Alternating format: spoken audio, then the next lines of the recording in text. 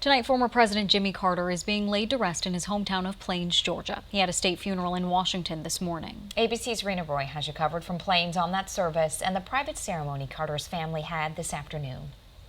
Former President Jimmy Carter coming home to Georgia for the final time. Today, tributes in the tiny town of Plains at the Baptist church where Jimmy Carter taught Sunday school for all the years after the White House, a small private funeral. At the National Cathedral in Washington, D.C. this morning, a state funeral.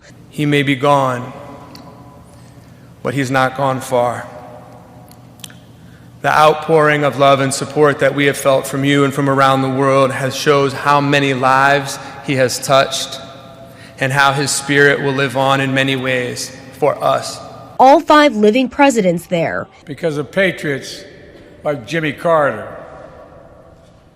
Throughout his life, he showed us what it means to be a practitioner of good works and a good and faithful servant of God and of the people. Here in Plains, an outpouring of love where Carter's life began 100 years ago on a rural farm where a bell used to wake him up an hour before dawn. The peanut farmer who became the 39th president. I, Jimmy Carter, do solemnly swear. Taking the oath of office in January of 1977, serving just 1 term, but perhaps most celebrated for the humanitarian work he did for decades after his presidency as the longest-lived U.S. president. Today, his family burying him next to his beloved wife, Rosalind, near their humble home in a place they both picked out. As he returned to Plains, Georgia, for his final resting place, we can say goodbye. Jimmy Carter did justly, loved mercy, walked humbly.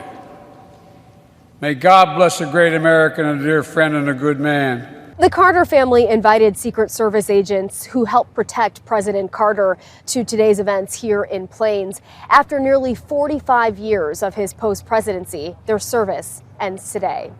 Rena Roy, ABC News, Plains, Georgia.